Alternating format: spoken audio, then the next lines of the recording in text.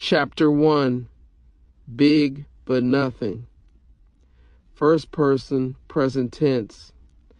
I work at a warehouse in the city. It's the kind of job that keeps your body tired and your mind empty. Box lifting, scanning barcodes, stacking shipments, repeat, 5 days a week. 12-hour shifts, ain't nothing special about. And nobody gives a fuck if you show up sore, sick, or silent. So long as the boxes move, you're good.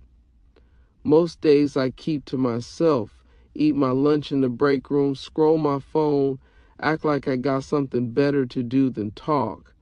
But I listen, and the things I hear, shit sticks.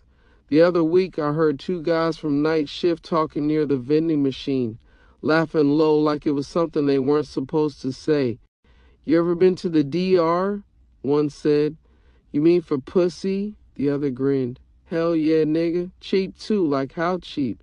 20, 30 bucks, fine-ass bitches. You pay 'em, they suck your soul." They both laughed, and I didn't move. I just kept my back to them, acting like I was checking a stock chart, but my heart was thudding like a hammer in my chest. I've been thinking about it ever since. I've been horny my whole life, painfully horny, since high school. But not in a normal way. See, I'm big, like big. Long, thick, heavy, hung so low I stopped wearing gym shorts sophomore year because the print would show through. Girls noticed. Boys joked. A few tried to clown me for it until they saw it in the locker room. Then it was all respect. But it never helped me get laid. It made me nervous. Girls flirted sometimes, but I didn't know what to say back, didn't know how to act. My mouth would dry up. I'd laugh at the wrong shit, look away too fast. And by college, shit, everyone else was fucking, pulling bad ones from parties, hookups in dorms, bathrooms, back seats. Me, I was back at my room every night watching other people do it. Porn on loop, cam girls, even those voice clips of women moaning just so I could imagine someone wanting me. But they didn't. Not really. Not for real. I used to dream about it though, waking up tied to a bed, dozens of women surrounding me, touching, kissing, using me like I was some kind of machine built for one thing, like I was made to fuck. No small talk, no pretending, just used. I'd wake up rock hard, sweaty, alone. I never told anyone how badly I wanted to be wanted, not loved. Wanted for my dick, wanted for what it could do, for how big it was, for how long I could last if someone just fucking gave me the chance. So when I heard those guys talking about Dominican girls, prostitutes, cheap, easy, something clicked in my chest. I could do that. I could go. I could pay to be touched. To finally feel what it's like to be inside something warm and wet and real, to be worshipped for what I was born with. That night, I went home and started searching flights. Chapter 2, the plan. I didn't tell nobody at first, kept it to myself like a sickness or a secret I didn't want judged. But that urge, it wouldn't sit quiet. It crawled in my chest, scratched behind my ribs when I tried to sleep. I'd lay in bed rock hard, scrolling videos of women moaning in foreign accents, oil dripping between their thighs, and all I could think was, I want that, not just sex, not just pussy. I wanted to be wanted. I wanted to feel a woman pull me in with both hands, need me, crave me, use me like I was the only cock left on earth. I waited a few days before saying something.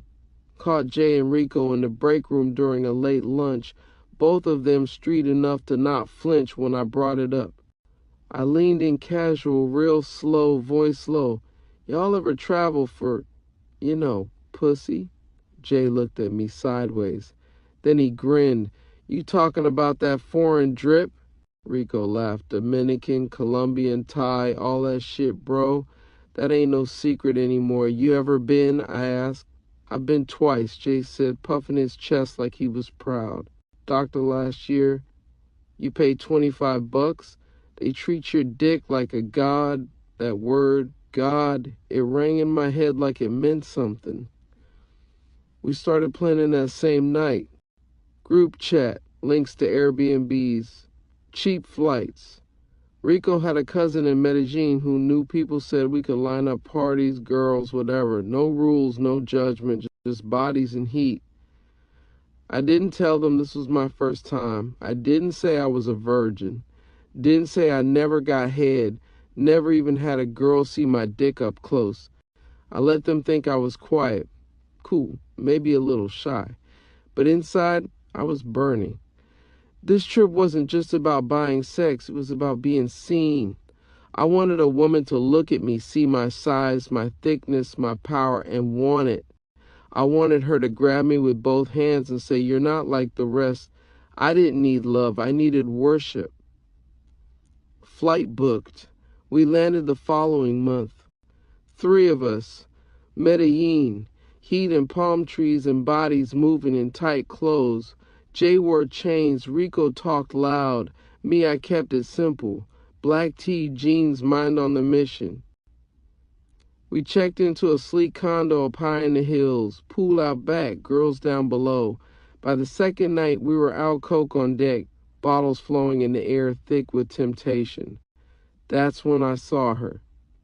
At the back of a bar near Parque Leras, red dress, long legs crossed like she knew men were watching. She didn't smile, she didn't flirt. She just looked at me, and my heart stuttered. Jay was talking about lining up an after party. Rico was already on his 3rd drink, but I couldn't hear none of it. All I could see was her eyes, her curves, her calm, like she didn't care if I approached or not, 'cause she already knew I would. She already picked me. She didn't ask my name, didn't ask where I was from. She just asked, "Are you ready to feel what it's like to be worshipped?" I swallowed hard. "What?" "To be you," she said, standing. Her voice was soft and sharp at the same time, like silk with a blade under it. "For what God gave you." I didn't answer. She took my hand. We left together. Chapter 3, The Trap. Her apartment was high up with glass windows and black silk curtains that caught the breeze like slow-moving ghosts. The lights were low, red, the scent of something burning, incense maybe or oil, wrapped around my head as we walked in. She didn't talk. She didn't turn music on. She just locked the door, slipped off her heels, and walked ahead of me. Her ass moved like it had rhythm even when she wasn't dancing. Tight dress hugging her hips, bare feet on cool tile. I followed like I was dreaming. "Sit." She didn't ask. She commanded. So I sat on a dark leather couch, heart thudding, cock swelling in my jeans already. She didn't even have to touch me. She turned around, slow, pulled the straps of her red dress down and let it fall. No bra, no panties, just brown skin and curves that didn't quit. Her nipples were hard. She knew I was watching. She liked it. "Stand up." I did. "Take it out." I hesitated, just for a second. She tilted her head. "You came all the way here, didn't you?" I unzipped, dropped my jeans, let it swing free. Her eyes dropped, widened, and for the first time, she smiled. "Oh," she whispered, "now that's a gift." She walked over, didn't touch me yet, just circled like a predator. Eyes drinking me in, she crouched beside me, stared, reached out and ran her fingers along the underside of my shaft, slow, like she was reading Braille. "They're going to want this. They're going to worship this." She kissed the head, just once, and I nearly came from that alone, the seduction. She pulled me onto the floor, onto a black mat I didn't even notice was there. Her hands were slow, her body was warm, wet. She didn't rush, didn't grind like porn. She sank onto me like she was receiving communion. And the whole time, she never broke eye contact. "You don't understand," she whispered as she rode me. "You've been wasted. All these years just wasting this, but they'll fix that." I barely heard her. I was too deep inside her. She squeezed tight, moaned low, fingers dug into my chest like claws. She kept speaking even while she moved. "You're going to be used." again and again, like you deserve. I didn't know what she meant, but her words made my cock throb harder. She came twice, maybe 3 times. I don't know. The room was spinning. I was sweating, grunting, biting my own lip just to keep from coming too fast. I didn't want it to end. Come inside me, she said.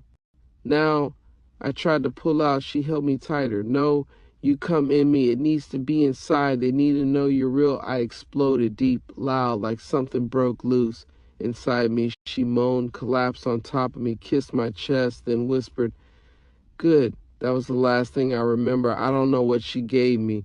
The wine, the incense, the kiss. But the world started to blur. My cock was still twitching, still leaking.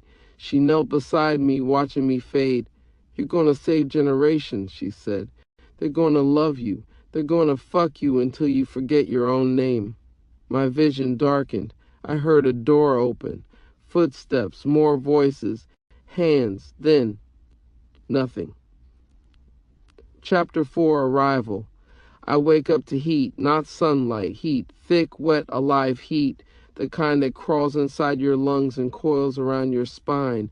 My back sticks to warm stone. Something soft brushes across my face, feathers maybe.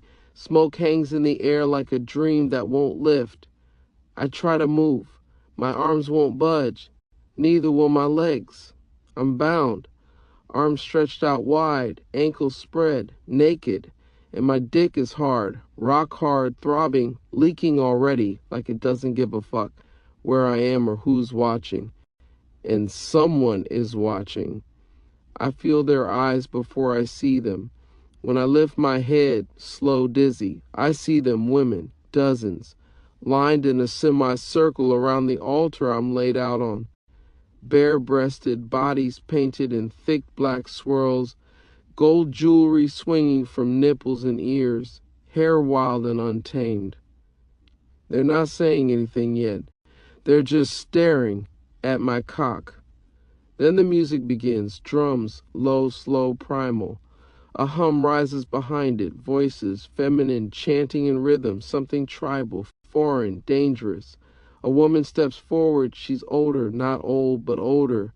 Late 30s, maybe early 40s, high cheekbones, long black dreads, breasts painted gold, eyes sharp enough to pierce bone. She kneels between my legs, reaches out, and wraps both hands around my shaft. The crowd gasps. She looks up at them, nods slowly. He is ready. More women move forward. They begin touching me, not gentle, not rough, ritualistic. Oiled fingers gliding over my chest, my thighs, my balls. One leans down and kisses the head of my cock, whispering something I don't understand. Another blows a puff of white smoke over it, her lips just inches away. My cock pulses again, angry, hungry, alive. "He is blessed," one says. "So big," another murmurs. I don't know if they're talking to each other or to me. Then the older woman climbs on top. No hesitation, no warm-up. She grips me at the base and sinks down slow. I groan, deep and guttural. Her body is hot, tight, soaked. She takes every inch like she's done this 1,000 times, like this was what she was made for. She begins to move. The chanting grows louder. The other women dance around us now, swaying, hips circling, arms in the air. Some are touching themselves, some are watching me. A few are on their knees, reaching out to stroke my legs, my sides, my balls while I'm being ridden. I can't move. I can only feel. I come. Hard. The woman on top shudders, screams something to the sky. The women erupt in cheers, but they don't stop. Another woman climbs on. Younger, fuller hips, hair like a lion's mane. She rides me like she's starving for it. They feed me something, thick and sweet. It numbs my tongue but makes my heart race. My cock stays hard. The sensation blurs. I'm still coming, still being used over and over. Eventually I lose count of how many came, of how many times I came, of what language I'm hearing, of who I am. I only know this. They worship me, not as a man, but as a weapon, a tool, a god of seed. At some point, I hear one whisper, "He'll breed hundreds," and another, with more reverence, "thousands." Then darkness again. Chapter 5, Initiation. I wake to soft skin and warm hands. They're bathing me. I'm not dreaming, this is real. I'm lying on a cushioned bed made from woven palm and black silk sheets, surrounded by half-naked women pouring warm water over my chest, my thighs, my cock. Fingers move gently. Not sexual, sacred. No ropes, no chains, just care. But it isn't kindness, it's maintenance. One of them, a dark-skinned girl with amber eyes and silver rings through both nipples, leans down and kisses my jaw. "You did well," she whispers. "You gave them hope again." I try to speak. My throat is dry. She feeds me a fruit juicy and red, somewhere between mango and blood orange. My lips are stained when I swallow it down. Another woman massages my shoulders. Another strokes my hair. And one more quiet, delicate, with golden tribal paint across her cheekbones, kneels at the edge of the bed and begins to gently stroke my cock. I flinch, not from pain, from expectation.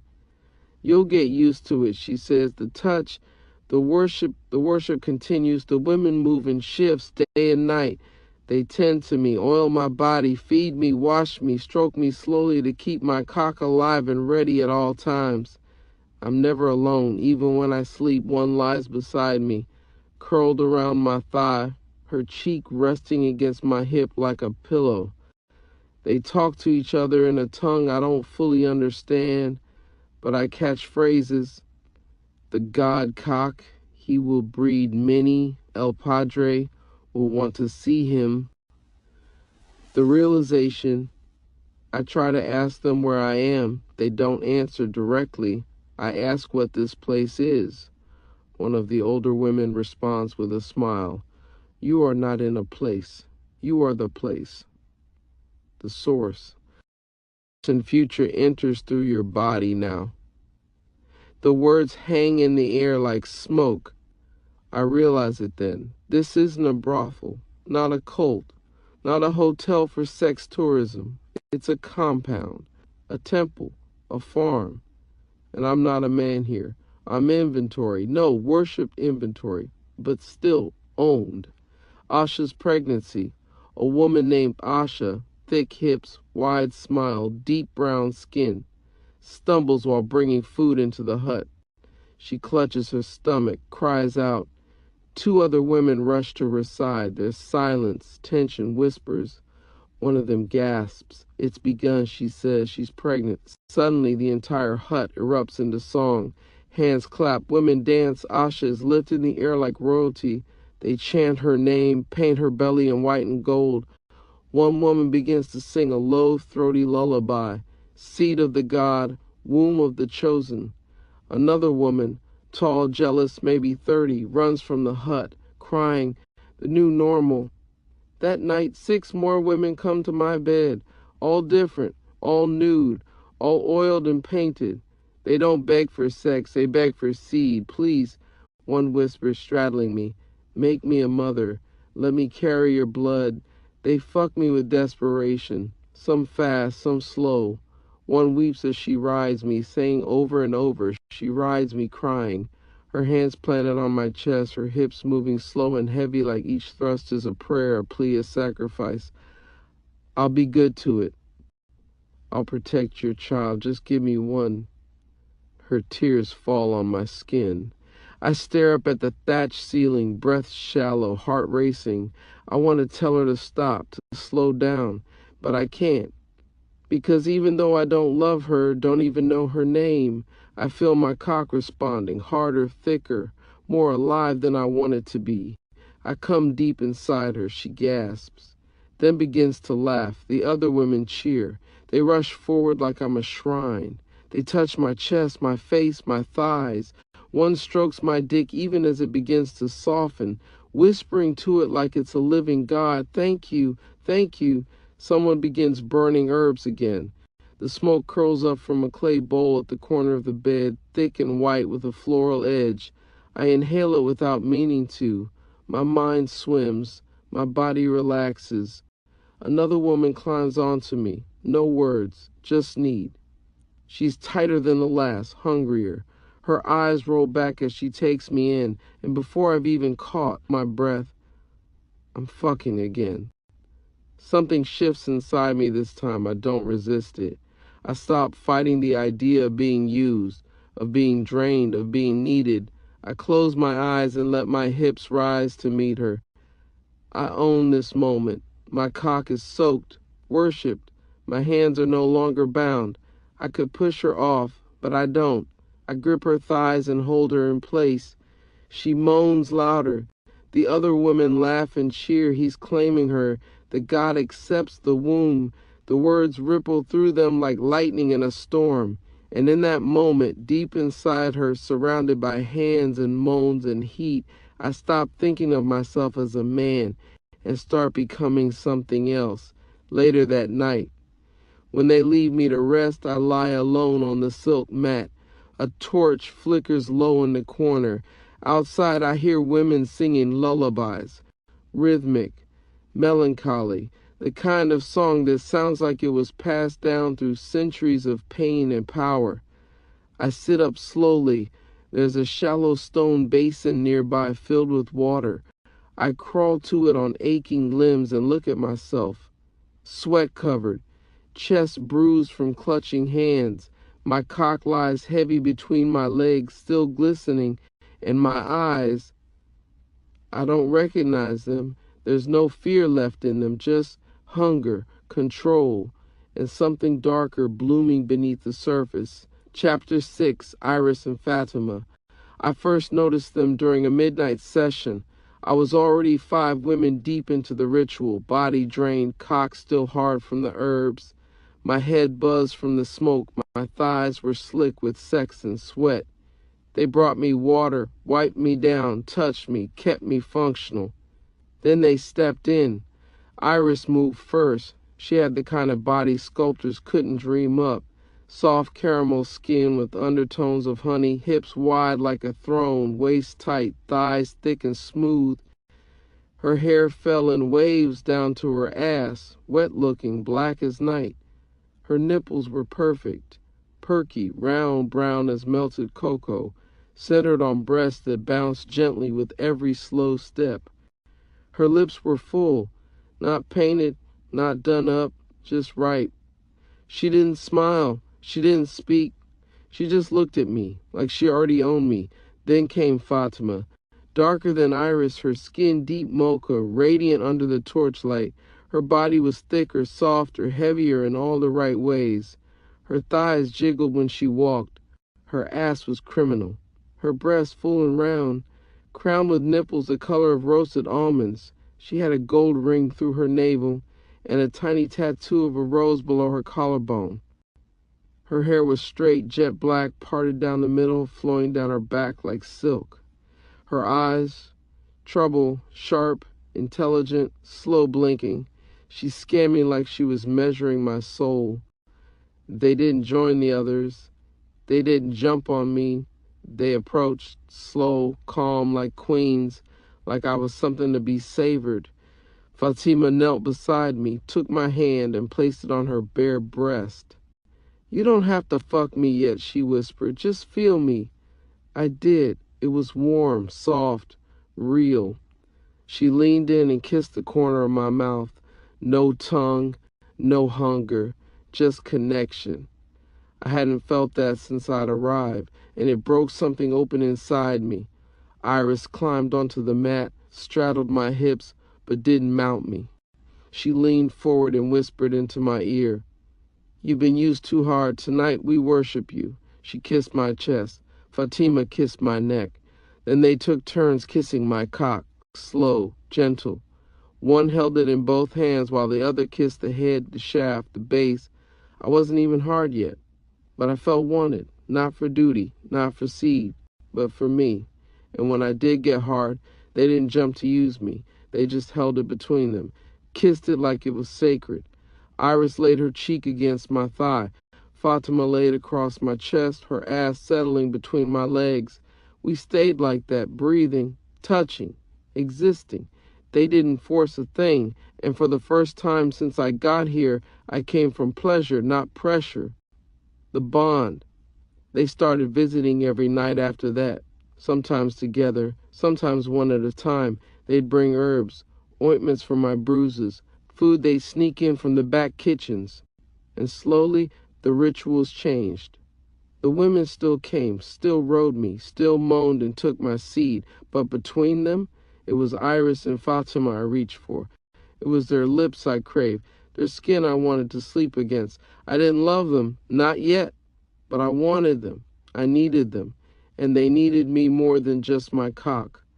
Fatima whispered one night while riding me slow, I used to fake it with every man here, but not with you. Iris later told me, if I have your child, I'll keep it, I'll hide it, I'll run. I didn't know if she meant it, but I didn't stop her when she begged me to come inside. Tension rises, the other women notice. Iris and Fatima started to get more time with me, more access, more attention. They started sleeping in the breeding hut with me, naked, possessive. It wasn't just fucking anymore, it was claiming. And now, some of the others want what they have.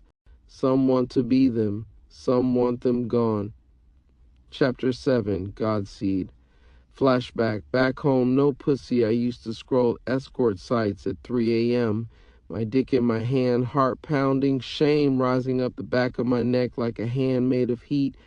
I'd build up the nerve, click names, read the ads, low drama, full service, GFE, then close the tab, delete my history, lie in bed with my balls aching and tell myself next time, next weekend, next paycheck, next birthday. It wasn't about morals, it was about fear. I didn't know how to talk to women, didn't know how to lead, didn't know how to flirt without feeling fake. And the size of my dick, it didn't help, it made it worse. Because once I pulled it out, if I ever even got that far, I'd see their faces change, shock, sometimes fear, sometimes laughter they didn't mean to let out. One girl in college told me straight up, I don't want to tear myself for some guy who can't even make eye contact. That shit stuck. I went home and cried. I didn't tell my boys. I never told anybody. Present now? Now I'm fed, fucked, clean, kissed, and claimed by two of the baddest women I've ever seen. Now women line up for me like I'm a living altar. Now I've got babies and wombs I'll never see. Now my cock is whispered about like it's holy. But I remember every lonely night, every scroll, every time I wanted to be used.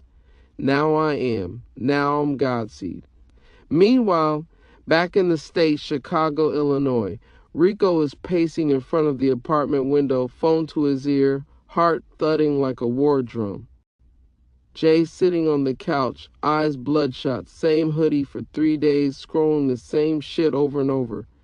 Missing person forums, Reddit posts, flight manifest hacks. Nothing. He didn't just fucking vanish, Rico snaps. He was right there, man, at the bar. We saw him leave with her. Jay doesn't look up. Maybe he wanted to disappear. He didn't even get to fuck anybody yet. Exactly. Jay finally looks up. His jaw clenches. His voice drops. You think he did this to himself? You saw how he was, Rico says. Quiet, lonely, just off. He ain't been right since college. He was never right in college. They both go silent. Jay clicks on another page, a post on the dark corner of the web. Title, Men Going Missing After Doctor's Sex Vacations. Pattern, no comments, no responses, but the list is growing. You think it's connected? Rico asks. Jay doesn't answer, just keeps scrolling. Present, the ledger. That night, Fatima brings me something heavy, a book, worn leather, black, smells like blood and ash. They don't show this to just anyone, she whispers, placing it on my lap, but you're not anyone anymore. I open it, names, dozens, hundreds, each man listed by date of arrival, genetic details, performance stats, notes like, too small, failed to impregnate, aggressive, sterile, killed during resistance attempt. I flip until I find the last entry. My name, written in thick red ink, a symbol next to it. 3. Sharp arrows pointing downward toward a dripping circle. Underneath, Godseed 11 confirmed pregnancies in first rotation. 0 resistance. Potential for legacy breeding. My mouth goes dry. I stare at the page. Fatima kisses my temple. They've never had one like you before. Final scene of the chapter. That night, Iris and Fatima ride me together, one on my cock, one on my face, moaning, sweating, holding each other's hands, while I make both of them come like they've been touched by divinity. Afterward, they don't speak, they just curl against me, one on each side, their bellies warm, their skin glowing.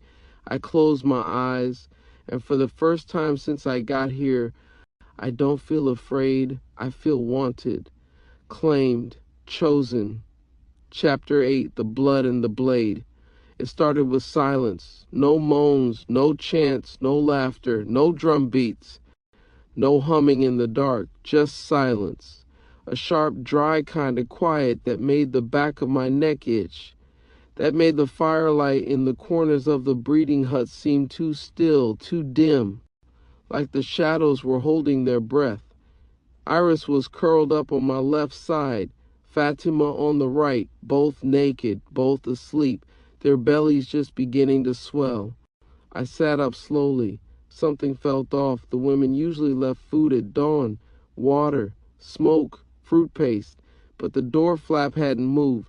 No one had checked in, and I swear I felt someone watching. That's when I saw her, in the corner, eyes glowing faint under the torchlight. Alessa, young, beautiful, but angry in a way that doesn't just show on the face, it lives in the bones. She'd been denied my seed twice now, denied on purpose. I'd chosen Iris. I'd chosen Fatima. She was supposed to be next. You're not special, she hissed. She stepped into the light, naked, but not empty-handed. In her left hand, a bone knife, carved, ritualistic, not for show, for blood. They said you were for all of us, but you gave it to them. The attack I moved to stand, too slow. She lunged straight at Iris. The knife flashed downward. I heard the breath catch in Iris's throat, heard the rip of skin and the cry of pain that shot through the room like a bell breaking. I tackled Alessa before the second strike landed. We hit the floor hard. She scratched at my face, bit my shoulder. She was fast, wild, feral, but I was stronger. I pinned her wrists, ripped the blade from her hand, and for a moment I saw pure hate in her eyes. Not for me, but for them, Iris and Fatima, because I chose them, because I loved them. Guards burst in a second later. 3 women with spears, tattooed across their faces, breasts bound in leather, eyes hard. They didn't ask questions. They dragged Alessa out screaming, one arm dislocated, the other trying to scratch her own face off. He was mine. He was mine. I would have given you sons. She was gone.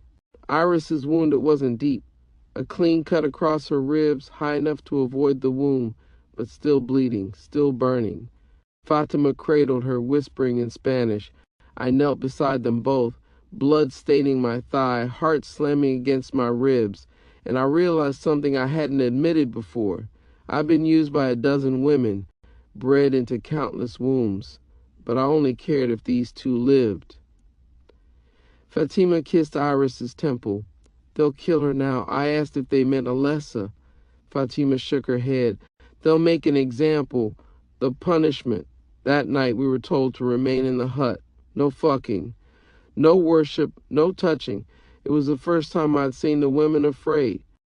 Drums started at sundown. Then fire. Then screaming.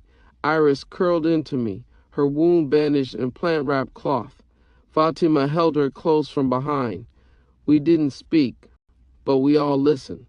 To Alessa's screams, to the crack of bone, to the chanting outside, betrayer of womb, envy burns the womb barren. Godseed is chosen. Godseed is sacred. When the sun rose, there was a pile of ash in the clearing, and a severed tongue left on a stone. the arrival of El Padre. Later that day, the sky changed. The clouds parted slow, and the sound of rotors split the heat. A black helicopter descended on the far side of the compound. No markings, no light, just thunder and wind and authority. Women stopped what they were doing. Children were ushered into huts. Guards straightened up. I was told to bathe, to prepare, and for the first time, the smoke they gave me was weaker, the fruit less sweet. They wanted me clear. They wanted me ready. El Padre appears. He walked like a man with all the time in the world. White linen shirt, gold bracelets, a silver blade at his hip, skin dark and sun-worn, eyes like pits. He didn't look at me at first. He walked the perimeter of the ritual circle, looked at the huts, nodded at the guards. Then he turned, and he smiled. So this is Godseed. His voice was deep, refined. Colombian Spanish, thick with old money and power. He stepped forward and gripped my jaw. You've given us 27 confirmed pregnancies. 12 women say your cock made them see gods. He looked down, at it, at me, back into my eyes. You belong to me now. He ordered a full ritual on the spot. 5 women were summoned, oiled, painted. El Padre sat in a black wood chair at the head of the fire pit, a chalice in one hand, a cigar in the other. Begin the performance. I was hard before the first woman even touched me. They climbed onto me like they'd waited a lifetime. One gripped my cock with both hands and kissed the head, moaning like it spoke to her. Another whispered, "Give me your fire." They fucked me in rhythm, one after the other. El Padre watched without blinking. When I came in the 4th woman, he stood, walked over, put his hand on my chest. You were born for this. You are not a man. You are a legacy. He raised his glass. To Godseed, they all repeated it, even the guards, even Iris and Fatima, watching from the shadows, eyes burning. To Godseed, Chapter 9, the God Throne. They moved me the next morning. No cage, no hut, no mat woven from palms or dirt. They took me to the Villa del Cielo, a towering structure at the center of the compound. High walls of black stone and gold trim, silk banners hanging from windows, waterfalls feeding bath pools the size of luxury spas. It wasn't a temple. It was a throne room for a cock, and I was the reason it existed. The arrival of the decorated women. I hadn't even finished bathing when they began to arrive. 12 of them, all shapes and shades. The smooth-skinned mocha girls with eyes like honey, and pale brown girls with soft stomachs and hips that bounced when they walked, curly-haired angels with long lashes and wide, eager mouths. Girls with gold dust across their breasts and thick asses that made me twitch just from the sway. They entered in silence, each one led by a handler, each one wearing sheer silk that showed everything. They didn't speak to me, not yet. They knelt in 2 rows and waited, palms up, heads bowed like disciples waiting to be blessed. The other men. Later that day, I was allowed to walk the upper compound, bare-chested, cock hanging, flanked by 2 guards. That's when I saw them. The other men, some were cleaning, some were being fed, some were being prepared for breeding, but none had the presence, the size, the attention. They looked at me with quiet dread. They didn't speak, but I saw it in their eyes, jealousy, fear, recognition. I was the one they heard whispered about in the huts at night, the black god with the blessed cock, the one who makes wombs swell just by looking. The conversation with El Padre. That night, I was summoned to the high terrace. El Padre sat beneath a lantern carved from human bones, sipping red wine. He motioned for me to sit. I didn't. You've brought us 43 pregnancies, he said. 6 twins. 1 confirmed triplet. He smiled like a proud father. You've earned comfort and choice. I said nothing. He cocked his head. Do you not have demands? I looked him in the eye. The first time I ever did. Iris and Fatima, they come with me. They are not to be shared, not to be touched. They are mine. A long silence. Then El Padre smiled. Your first wives? Granted, the claiming of wives. The next day I stood naked in the center of the ceremonial bath while Iris and Fatima were brought in wearing gold chains and nothing else. Their bellies were just starting to show. Iris's wound was healing. Fatima's eyes burned with fire. They walked to me without hesitation, each placing a hand on my chest. Their other hands, together, gripped my cock and kissed it at the same time. The women watching moaned in unison. A priestess sang, "The seed is chosen. The God is crowned. I was crowned in oil, spices, and sex." And that night, I bred both of them again, slowly, lovingly, because now they were mine. Chapter 10, Orders from the Womb, the pregnant ones. Fatima woke up sweating, breath sharp, body hot. I sat up beside her. The night was still, but she wasn't. Her hands clutched her stomach like it was going to disappear if she didn't hold it tight. Iris sat across the room, rubbing oil across her swollen belly. Calm, focused, regal. But Fatima, she was scared. "What if it's a boy?" she whispered. I didn't answer. "What if they take him?" I knew the answer. I just didn't want to say it out loud. Male children were rare. When born, they were taken early, sent to other compounds, or worse, sold. El Padre didn't like competition. "You'll protect us, right?" Fatima asked. "You're not just breeding us, right?" I kissed her belly, didn't speak, because I didn't know if I could protect anyone here. Not even myself. The arrival of the paid women a week later, the gates opened, and 6 new women arrived, flown in by special request. Not local, not tribal, not lost or broken. These were rich women, buyers. Their profiles were elite. Their taste was specific. They had heard of the legend of the man they called Godseed, and they paid to have his child. They didn't want worship. They wanted results. The paid 6, Layla, Persian billionaire heiress, long black hair, hazel eyes, pale skin that looked sculpted. She wore diamonds on her nipples and demanded privacy when bred. Amira, East African CEO. Dark as onyx, tall and curvy, gold tattoos on her thighs. She requested his seed by mouth, not by pussy. She wanted to swallow him into creation. Gianna, Italian politician's daughter. Red hair, green eyes, porcelain skin, a virgin. Paid extra to lose it to the black god. Mika, Japanese model, petite but fierce. She demanded 3 back-to-back rounds, drug-free, and requested to be mounted like an animal. Naima, Moroccan artist. She wanted it slow, under the stars, with oil and silence. She cried while being bred. Valeska, Russian oligarch's widow. She said nothing, just undressed and spread. Her legs, the moment she saw him, thought they were given their own wing of the villa. Chapter 11, Reunions in Hell. It started like any other celebration ritual. The Persian heiress was confirmed pregnant. Layla, 2 months in, carrying twins. El Padre threw a feast in the god's honor. Tables of fruit, pools of warm water, drums smoked, soft-skinned women oiled in gold and red and blue. Godseed lay back on a silk lounge bed, nude, half-hard, Fatima curled against his thigh, Iris sitting behind him, massaging his scalp.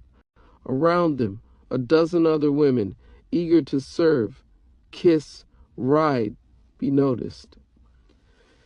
Recruiters from sister compounds sat drinking, laughing, high on the smoke. That's when one pulled out a phone and scrolled. "Hey," he said, waving it around. "These your people?" He turned the screen toward the girls massaging Godseed's legs. A photo of 3 black men, one with locks, one light skin, one with a crooked smile. They came asking for you in Santo Domingo. Thought they could buy you back." The girls giggled. Then, as one, they all whispered the name, Godseed, over and over. Their nipples hardened. Their thighs twitched. "Godseed, Godseed, Godseed." They moaned his name. The recruiters laughed. The women grew wet. Arrangements were made. The friends arrived. "He's alive. J. Rico, Trig." They were exhausted, dirty, paranoid. They'd been robbed by scammers in Cartagena, duped by fake tour guides, set up to be extorted. They were about to give up until the plane came, private, black, no questions. They were flown blindfolded, stripped of phones, promised their friend was alive. And then they saw him, the God on the throne. He stood at the edge of the central pool, nude, oiled, muscular, massive. His cock hung like a weapon, still glistening from the woman who had just sucked him clean. Iris clung to one arm, Fatima to the other. Both had round, full bellies now. His children. Around him danced women from all over the world, laughing, kissing each other, touching him between their bodies like he was a living altar. "What the f—" Jay whispered. "That's him," Rico said. "That's our boy." He turned, saw them, smiled. The conversation, "I'm not coming back." They were given robes, wine, seats near the fountain. Women offered to bathe them, feed them. Jay refused. Rico tried to keep calm. Trig looked disturbed. Godseed sat beside them, still glowing, still hard. "Y'all came all this way. We thought you were dead, man," Rico said. "Nah," Godseed said softly. "Just reborn. This ain't you." "It is now." They stared. He nodded toward Iris and Fatima, who now knelt beside him, resting their faces against his thighs. "They love me, worship me." "You were lonely," Jay said. "You were broken. I'm whole now," he said. This is what I was made for. You got kids here?" "Hundreds," he said with a shrug. "I don't keep count." Jay stared at him. "You're not leaving?" "Never." They didn't argue. They couldn't, because the truth, he looked happy, scarily happy. And they looked small. The boss watches. El Padre sat behind a silk screen above the courtyard, smoking, watching. One of the recruiters approached him. "The girls said those men dated the Godseed." El Padre nodded. "Were they useful?" Two thumbs down, the girl giggled. The boss sipped his wine. "Feed them to the sharks on the way back." No witnesses. No questions. The end of the search. The friends were given everything for one final night. Food, women, luxury. They partied with Godseed. They toasted to the past. They said goodbye with fake smiles. On the boat ride back, they never made it. No bodies were found, just an empty vessel and 3 blood-streaked seat cushions. Chapter 12, The Paradise That Bled, The Orgy, Foreign Luxury and Local Obsession. It had been 3 years since Godseed last wore clothes. Fabric felt foreign now. His skin had grown used to sun, to oil, to hands gliding over it, mouths worshiping it, wombs begging for what only he could give. He no longer slept in beds. He slept in a throne nest, a low-lying sunken chamber lined with velvet pillows and soft bodies. Some nights 4 women, some nights 7, on the wild ones 12, moaning and shifting in their sleep, their bellies round or freshly filled with seed, all reaching for him in the dark like children reaching for warmth. His fortress stood atop a cliff, ringed in black stone, wrapped in vines, built by money soaked in blood and cocaine. It was gifted by El Padre after a rich Russian heiress paid 10 million USD for 3 nights with Godseed and left with swollen hips and tear-filled eyes. The fortress. The boss called it La Fortaleza de Carne, the fortress of flesh. It had no corners, no coldness, just silk, soft light, food, fruit, and wombs. His women move freely here, tended by a small army of mute female guards and a handful of children El Padre allowed to stay. The others gone, taken, never discussed. The new wives. He'd taken on 2 more wives, not just lovers, not just holes to fill. Family wife third, Mayela. She didn't speak English. She didn't need to. Short, plump, soft as sin with massive tits, wide brown nipples, and a voice that moaned from deep in the gut. She had skin like roasted caramel and black curls that framed a face made for being kissed. He met her in a ritual lineup. She sucked his dick like it was the last meal on earth, sloppy, gurgling, hungry, then looked up with tear-streaked cheeks and those big round eyes that said, "I'll do anything, just keep me close." She got pregnant within a week. He never let her leave his wing again. Wife fourth, Nina, Puerto Rican, 5 feet 3 inches, all hips and legs and ass that bounced with defiance. She giggled when she came, high-pitched and delicious, thighs shaking, pussy clenching, eyes rolling back. She didn't need drugs to ride him for hours. She wanted it, begged for it. And when she collapsed on his chest and whispered, "You feel like home," he felt it in his soul, not just in his cock. He fell in love. Seduction in the fortress. That night he didn't take 12 women, just his 4 wives. Iris, Fatima, Mayela, Nina. They waited in the water chamber, nude, bathed and perfumed, lying on the wet stone slabs that glowed under torchlight. He entered naked, cock already semi-hard just from the smell of them. Iris kissed his feet. Fatima crawled up his legs. Mayela kissed the head of his dick and smiled. And Nina, tight, dripping, ready, pulled him down by the jaw and whispered, "Fuck your queen first." He took Nina in the water, standing, pounding her until her voice echoed through the whole fortress. Mayela kissed his balls as they slapped her thighs. Iris massaged his back. Fatima played with his chest. After Nina came twice, he bent Mayela over the edge, pulled her soft ass wide, and slid in slow. She screamed, bucked, begged in a language he didn't speak, but her pussy told him everything. They fucked for hours, sweat dripping, moans stacked, bellies kissed, seed poured, and yet, that night, lying in a pile of thighs and tongues, arms and breasts, he stared up at the high ceiling and whispered, "I miss the city." Flash of memory, Chicago. Mom making rice in the kitchen.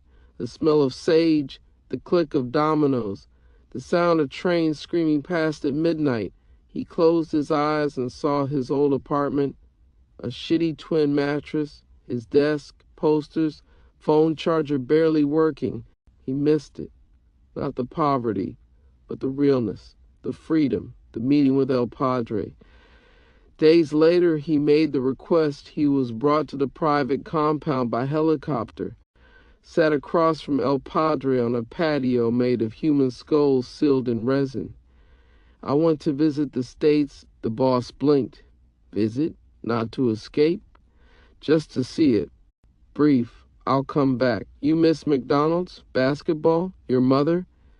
Godseed didn't answer. El Padre stared at him, lit a cigar, blew smoke into the sky.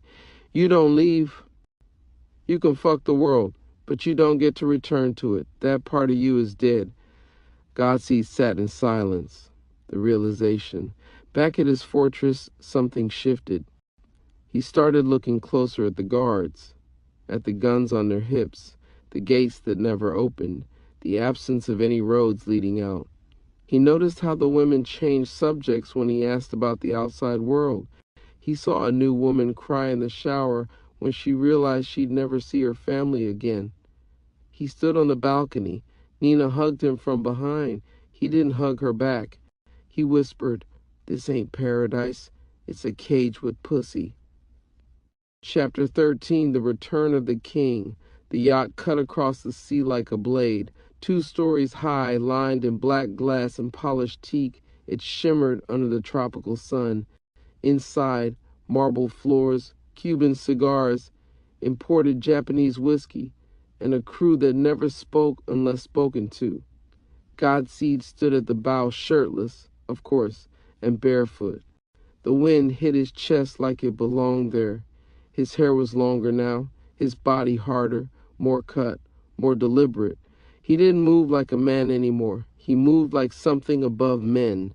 Behind him, El Padre leaned back in a leather chair under a white canopy, sipping espresso and reading from a leather-bound ledger filled with names, dates, pregnancies, business, bloodlines, legacy. "You look good here," the boss said. Godseed didn't respond. He wasn't thinking about the fortress. He was thinking about Iris, Fatima, Mayela, Nina, and what it would feel like to return to them after tasting the outside world one more time, not with longing, but with certainty. The city. They docked in a remote port and were driven inland in tinted SUVs. The city pulsed with noise, cars honking, music bleeding out of cracked windows, scents of meat and spice and gasoline tangling in the humid air. Godseed wore loose linen pants, no shirt, gold around his neck, eyes shielded by black sunglasses. No one dared approach him. They shopped in private boutiques. El Padre bought him hand-stitched robes, designer sandals, rings studded with emeralds. He was fitted by 3 tailors at once. They served him espresso while he stood naked and regal being measured. He tasted 5-star meals that melted on the tongue, dishes with names he couldn't pronounce, dishes he didn't care to. "You miss this?" El Padre asked over roasted duck and wine older than both of them. Godseed looked out the window at the crowded street below. A girl in jeans and headphones danced alone at a crosswalk. A man pushed a cart full of mangoes. "No," he said simply. "That life," he added, "was too small for me." El Padre smiled. Good, the revelation. It was the second morning on the yacht. Godseed had woken early, wandering barefoot down to the guest deck looking for coffee. That's when he opened the wrong door and saw them, 3 of El Padre's guards, strong, beautiful men. One was wrapped in silk, another was smoking. All of them were naked, and 2 were still tangled around El Padre himself, who lay reclined in bed, a cigar in his mouth. He didn't flinch. "Morning," the boss said. "I share what I want to. That's power." Godseed blinked once, nodded, and closed the door. He didn't feel judged, just confirmed in what he already knew. Everyone here belongs to someone. But he was the only one who was wanted by all, the return. When the helicopter returned him to the fortress, the gates opened like jaws, and inside, waiting by the reflecting pool, were his women, Iris, Fatima, Mayela, and Nina. She wore nothing but a white cloth wrapped low on her waist. Her curls were wild. Her thighs gleamed with oil. Her eyes were playful but firm. "You went and came back," she said softly. "Good, because I would have hunted you down." He kissed her. And as they walked through the halls of the fortress, the women following behind him like queens of different kingdoms, he felt it settle deep in his chest. "I don't want anything else. This is mine. This is real. This is where I belong." The gifts of the king. In the weeks that followed, Godseed was showered with tokens of loyalty from El Padre. A private gym built into the east wing floor-to-ceiling mirrors, a sauna, even a boxing ring. And velvet-lined cases filled with jewelry rings, cuffs, necklaces carved with fertility symbols, a robe of black silk with the Godseed crest embroidered in gold across the chest, in a steady supply of herbal performance enhancers, natural, potent, kept him at peak. Power, custom rolled blunts filled with imported Dominican weed, and the freedom to never be told no. Smoke and bond. Nina took to the blunts quickly. She loved to stretch across his lap in the garden, blowing smoke in circles, giggling, asking questions no one else dared ask. "What if I get pregnant again?" Would you fuck me different if I dyed my hair? Do you think Fatima's ass is fatter than mine? If the fortress burned down, who would you save first? He never answered, just kissed her. Held her head down between his legs until the smoke came back out her nose. The others began to watch. Sometimes they joined in. Sometimes they just watched her worship him in silence, smoke curling around their skin, eyes glowing in the torchlight. The realization, there was no longer fear, no longer doubt, just this. He was not a prisoner. He was not a pet. He was Godseed, a myth in flesh. And the world had already forgotten who he used to be. He wouldn't mourn it. He'd build legacy instead. Chapter 14, the summit of Seed. They flew him by private plane, not commercial, not military. This plane was custom. A single white serpent painted along the fuselage, velvet seats, gold clasp, guards who didn't speak, a silent attendant who only nodded when he asked for water. The destination? A classified compound somewhere in Morocco, surrounded by sand and silence. A gathering so exclusive it didn't exist on paper. No cameras, no press, the Global Fertility Summit. Arrival. Godseed stepped off the plane into a caravan of armored black jeeps. His name, well, his title, was whispered with reverence. The African god, El Padre's prize, the one they called Godseed. When he arrived at the central villa, a dozen women stood waiting, each hand-picked, each powerful, each ovulating. They weren't slaves, they were billionaires, queens, power brokers, and they had come not to worship, but to be chosen. The first encounter, the African empress. She wore crimson silk wrapped like ancient royalty, shoulders bare, skin glowing, adorned with gold and gemstone beads.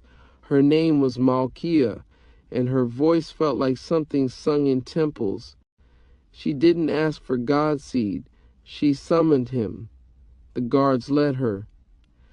I have built an empire, she said, fingers tracing her own collarbone. What I lack is a legacy.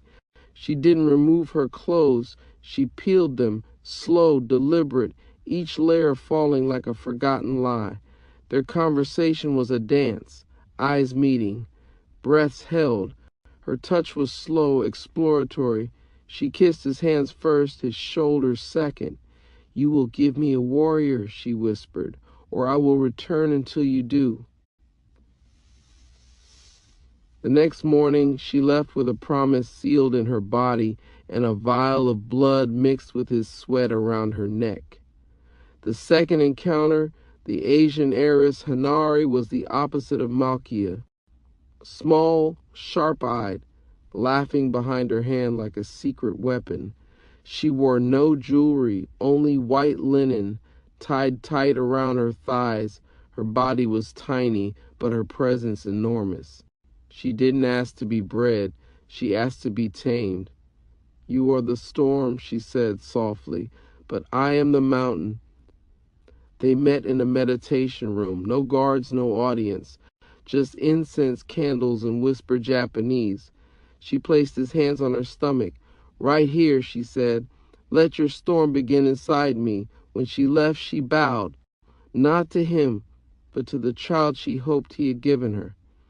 The third encounter, the Russian Amazon. Her name was Katya, 6 feet 4 inches, muscular, military-cut blonde hair, icy blue eyes that scanned everything. She wore black leather with no insignia. She wasn't like the others. She didn't walk. She stalked. And when she met Godseed in the observation garden, she said just 3 words. You don't belong. That night, they didn't lie together like lovers. They stood, then sat, then walked. And eventually, after hours of silence, they touched hands. Just hands. You were taken, she said. You've been turned into something that serves them. He looked at her. I am worshipped. You are owned, she whispered. She passed him a note, coordinates, a contact, a time. If you want out, she said, I can get you there. And then she kissed his cheek, not lips, and walked away, not seduced, but changed. The aftermath. Godseed lay awake that night in a bed too soft, in a room too quiet. 3 women had touched him, one for power, one for peace, and one for truth. Chapter 15, the disappearance of Godseed, the setup. The summit was a success, so El Padre was told. Godseed had impregnated 2 of the elite women. The blood test results came back glowing red with his name on the report, high viability, strong seed, male lineage. The boss grinned over his coffee as the numbers came in. He's not a man, El Padre said. He's a dynasty. But what the reports didn't show was the implant. The near-microscopic tracker Katja had slipped into the silk lining of the robe gifted to Godseed, activated as soon as his blood touched her cheek in the ceremonial blessing. The summit had always been a trap, and he had walked right into it. Katja's perspective. She stood on the balcony of her hotel suite in Marrakesh. Her mission was complete. In one hand, a communicator pulsing blue, in the other, the vial, Godseed's blood, his DNA. She'd spent 2 nights watching him breathe, watching him laugh, watching him pretend to be happy. And in those nights, she saw what the reports hadn't captured. He's not brainwashed, she whispered into the calm. He's made peace with being worshipped, but peace isn't freedom. He still looks over his shoulder when the wind is too quiet. He still scans the exits when he walks into a room. There's something alive in him that doesn't know it's in a cage. Her voice faltered. If I had met him anywhere else, maybe I would have stayed. Maybe I would have given him something different. The panic. The call came through encrypted. They're in the air, the handler whispered. El Padre dropped his glass. In moments, the courtyard was flooded with armed guards shouting, women, locked cases being sealed, babies being swaddled in silence. Godseed had no idea. He was training in the gym, sweat on his chest, his robe open, 3 of his children watching him from the side with wide eyes. Nina found him first. They're coming, she said. Federal. Katja set us up. He froze. The illusion cracked, and the first time in years, he felt like prey, the extraction. They moved fast. Godseed was taken by air to a hidden mountain facility where medics searched him for the implant. They didn't find it. Too late. The signal had already been traced to the compound. El Padre stared at the screen, face hard as stone. Get the women out. Take the children. Leave nothing and kill anyone left behind who talks. The raid. When the tactical team stormed the compound, they found empty cribs, wilted incense still smoking, and food left half-eaten, and one body, Nina, draped over the balcony, shot clean through the chest, a signal to both sides. She'd been the second agent, and now she was gone. The new empire weeks later, somewhere deep in the Amazon jungle, unreachable by satellite or drone, a fortress rose from the trees, older than the last, wider, surrounded by waterfalls and dark stone carved with symbols that only Godseed's children could read. Here, he walked the stone courtyard bare, unbothered. 3 children ran to him, his sons, playful, proud, strong. He knelt, kissed their heads. Iris emerged next, arms wrapped around the 4th, her gaze calm, her belly growing again. Fatima sat in the shade, reading old poems to the youngest girls. Mayela fed one of the infants, her laughter echoing softly in the trees. And Nina's name was never spoken again. The new arrival, the guards whispered before she arrived, older, mid-40s, maybe 50, still strong, still dangerous, eyes like thunderclouds, a reputation in 3 countries, known for bringing men to their knees just by whispering. Her name was Zafira. She came in silence. She met no eyes but his. When she was brought to his chamber, she said nothing, just stood there in her flowing robe, then dropped it slowly, every motion drenched in unspoken promise. Godseed didn't expect her, didn't expect the way she moved, the way she touched his mind before his body. The others watched from the arches, jealous, curious, silent, and when the door closed, Iris turned her face away, jaw tight. Iris watches. That night, she didn't sleep beside him. She didn't ask questions. But when Mayela came to her asking what was wrong, Iris just said. She made him make a sound I've never heard before. And I don't know if that means I'm losing him, or if she's showing him a piece of himself none of us ever touched. Chapter 16, the one that anchors the king. The fortress was quiet. The moon had pulled its light back behind the clouds, and even the birds in the canopy had hushed their nightly songs. A strange stillness hung over the compound, like the world was waiting. Iris sat alone on the balcony, her back lit by the flicker of torchlight, her brown skin gleaming under the slow roll of smoke from the herbal burners. She wore only a silk wrap, pale gold, loose around her hips, her legs curled beneath her. Godseed watched her from the shadows. He didn't speak, didn't need to. She always felt him before he moved. "You're late," she said softly. "You're still glowing," he replied. He stepped into the light, bare as he'd been the day he first came here.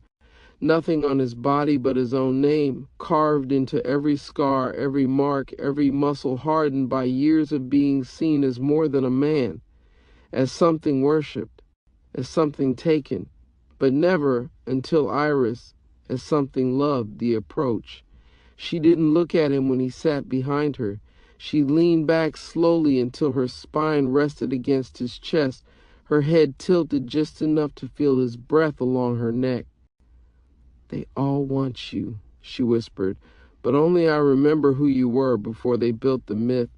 His arms wrapped around her waist, slow, heavy, protective.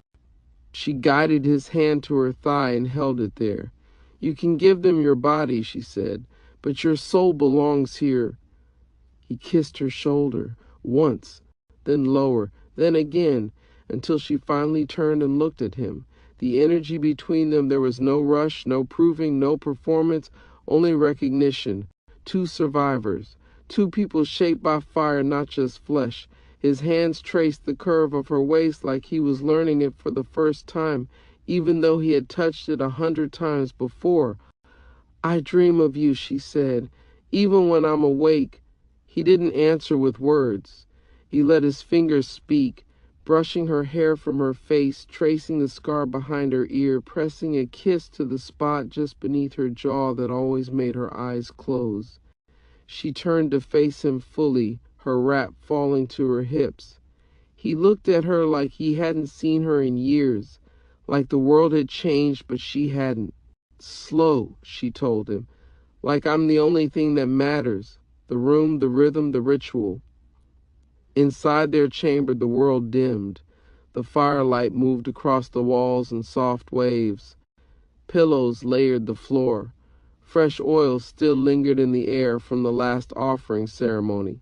She lay back, watching him, her breathing deep and calm. And he didn't rush. Every kiss was a vow, every touch a memory. He traced the lines of her stomach, the sides of her breasts, the inside of her thigh. His mouth met her skin like it was scripture. And he was relearning how to pray. She arched beneath him, but not in frenzy, in offering. Their mouths didn't separate, not until their bodies aligned like a ritual reenacted 1,000 times, but made new each time. The crown in his chest, Iris didn't moan. She breathed his name, like a secret only she knew. He moved with her, not above, not around, but with, like their pulses were bound by something more ancient than blood. And when it ended, he didn't collapse. He just held her, his mouth pressed to her hair, his eyes shut tight, as though letting go of her now might cost him everything. "You're still mine," she whispered, Even if the world tries to take you again, he opened his eyes. They can't. You're not my queen, Iris. You're my anchor. Chapter 17. 10 years later, the crowned flame dawned over the new kingdom. The jungle was quiet but not empty. Birds called from treetops shaped like cathedrals. Mist rolled in thick from the southern ridge, pouring over terraces of stone and vine like a slow tide of breath.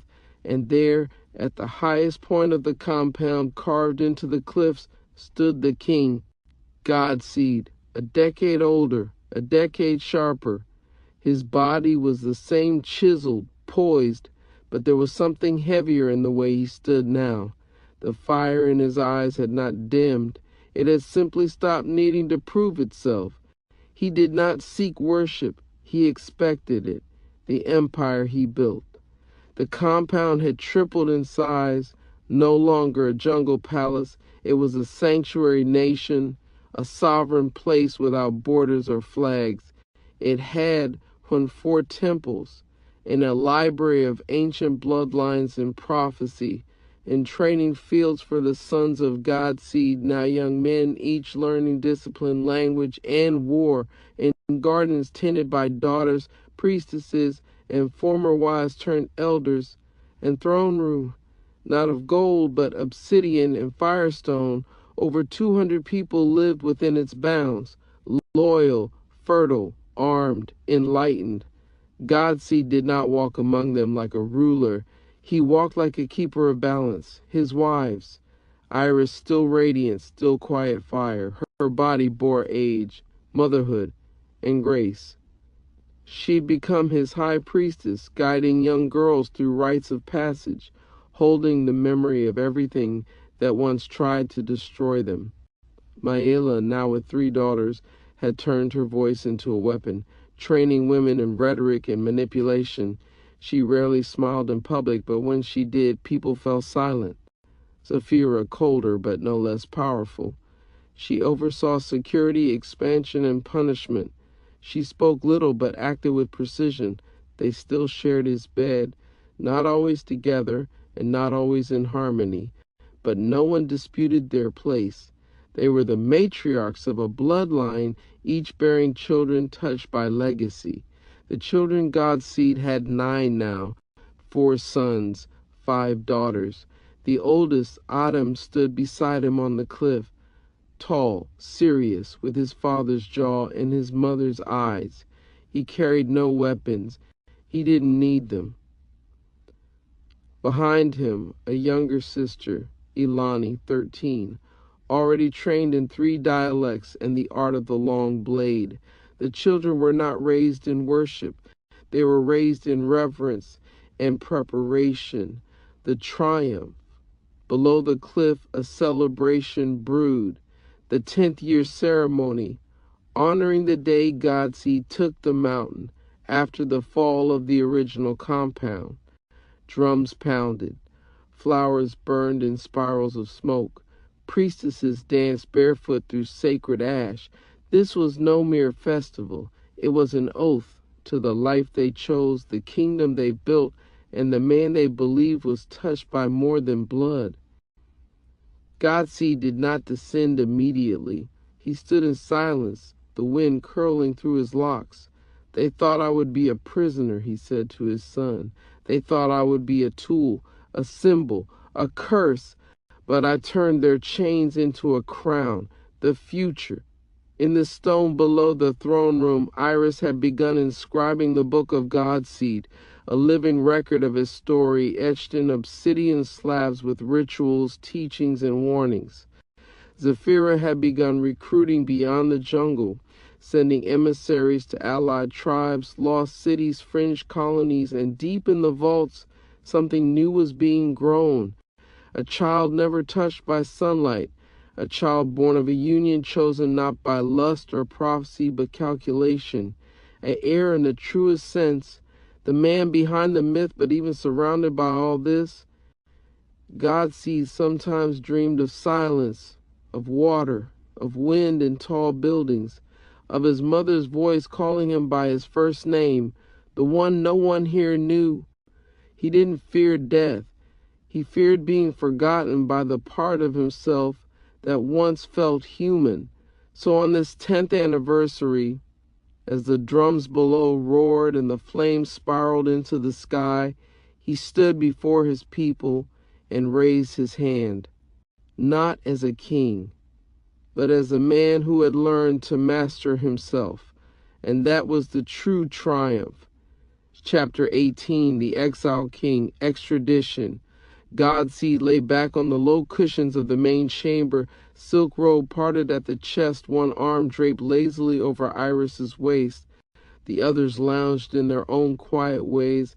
Mayela curled on the floor beside a basket of ripe fruit, Zafira stretching like a cat in the sunlight, pouring through the open shutters, Nina humming softly as she plucked herbs from a clay bowl. The air was thick with the smell of grilled fish and roasted plantains drifting from the courtyard fire pit. Outside, the jungle buzzed, a steady, eternal chorus of cicadas in distant water. Inside, only the crackle of the cooking fire and the rustle of silk disturbed the stillness. It was the kind of moment where time didn't move in minutes, but in breaths. The kind of peace that felt too perfect to break. No one knew that far beyond the tree line, in the mountains, a signal had already been sent. No one knew that agents were already on their way. The jungle wept when they took him. One moment, the cliffs echoed with drums and the soft laughter of children running barefoot under hanging vines. The next, the silence was broken by rotor blades. Not an attack, not war, but a transaction. A sleek aircraft, white and silent as bone, descended like a vulture bearing contracts instead of claws. "This isn't a raid," Zafira had whispered, watching from the shadows. "It's a purchase." The buyer? Sterling Voss, tech mogul, fertility king, and owner of half the underground medical world. He didn't send an army. He sent a signature and the legal force of a dozen complicit governments. Godseed was extradited, clean, surgical, invisible re-entry. They flew him into the country like he was an artifact. Private plane, isolated hangar, no press, no photos, just a signature on a digital screen and a biometric scan that whispered, "Welcome back to the grid, Mr. Redacted." But he wasn't Mr. Anything anymore. He stepped off that plane barefoot in a dark linen robe with no baggage but the memory of his throne. The city, New York, greeted him like a different jungle, colder, faster, wired to the bone with electricity and noise. People passed without looking, screens screamed, neon signs blinked over glass towers. He was no longer worshipped. He was studied. Sterling Voss kept him close, housed him in a luxury smart apartment wrapped in security systems and retinal scanners. No gates, no guards with machetes. "You're free," Sterling said, sipping cold-pressed algae water. "But you're valuable. Let's not pretend otherwise." Displacement his wives could not follow. No green cards, no legal marriage, no diplomatic backing. Iris, furious and grieving, sent letters written in blood-colored ink. Zafira offered coded messages and options, but they came with risks. Mayela simply wrote, "We are here, but without you it is no longer the kingdom." Godseed sent money. He sent silence. He sent dreams of returning. But the walls of this world were not made of stone or law. They were made of hunger. The City Eats Gods has started small. A podcast appearance, a fertility seminar, a half-shrouded photograph in a biohacking magazine titled "The Man with the Myth Seed." Then it exploded. Sterling, master of digital alchemy, began shaping Godseed into something new. And a private DNA matchmaking clinic, invitation only, elite. And a silent partner in luxury adult streaming, never showing his face, just the silhouette. An underground movement of women who whispered his name like a spell. Some wanted children, others wanted transformation. Godseed became a symbol again, but no longer sacred. He was product, icon, desire, the empty throne. He wore silk again. He slept on 1,000-thread sheets. He had incense, dark liquor, and the freedom to walk 50 floors of glass empire. But he no longer slept well. He no longer dreamed of waterfalls or soil or the sound of Iris's breath at dawn. His hunger returned, not just for sex, but for meaning. He would wake, slick with sweat, from dreams where he couldn't remember his children's names. He would walk the city at night, his body wrapped in shadows, his heart empty despite the offers, the worship, the money. "You are king of nothing here," he once whispered to his reflection. "Just a man with a crown made of lights. What comes next?" One night a letter arrives, handwritten, no return address, no tracking. Inside a single sentence, the girl has returned, no signature, no explanation. But he knows, his missing daughter, the one lost to the jungle storm. If she lives, then so does the world he built. If she calls, he will answer. Chapter 19, the king sets his terms, New York, but not his world. By now the headlines had faded. His arrival had been a whisper, not a spectacle, deliberately so. But behind closed doors, in sterile, gleaming towers built by trillionaires, Godseed's name was spoken with urgency. The elite didn't worship him. They wanted to use him. Sterling Voss hosted the meetings. The women came from everywhere. Heiresses, CEOs, geneticists, influencers cloaked in glamour. Each hand-picked, each sworn to secrecy, each one thinking they were the one to capture a living myth. But they misunderstood one thing. Godseed did not serve. He selected the meeting.